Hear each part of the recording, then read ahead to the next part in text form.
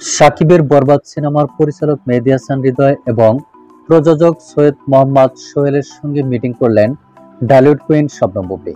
হঠাৎ কেন পরিচালক এবং প্রযোজকের সঙ্গে মিটিং করলেন বুবলী, এ বিষয়ে বিস্তারিত তুলে ধরব আজকের এই ভিডিওতে।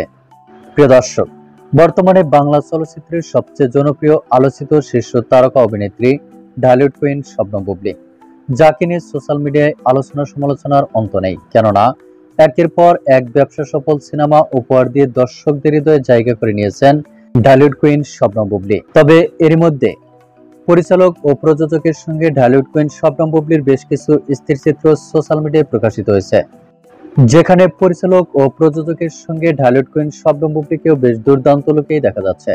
তবে ঘনিষ্ঠ এক সূত্রের মাধ্যম থেকে জানা যায়, বিগ বাজেটের একটি সিনেমা প্রসঙ্গে পরিচালক মেহেদী হাসান এবং প্রযোজক সৈয়দ মোহাম্মদ সোহেলের সঙ্গে মিটিং করেছেন শবনম বুবলী। জানা গেছে খুব শীঘ্রই বড় একটি ধামাকা নিয়ে আসতে চলেছেন শবনম বুবলী। তো প্রিয় দর্শক, পরিচালক প্রযোজকের সঙ্গে শবনম বুবলীর এমন মিটিং নিয়ে আপনার কি মন্তব্য, তা আপনার ধারণা মোতাবেক কমেন্ট করে জানিয়ে দিন নিচের কমেন্ট বক্সে।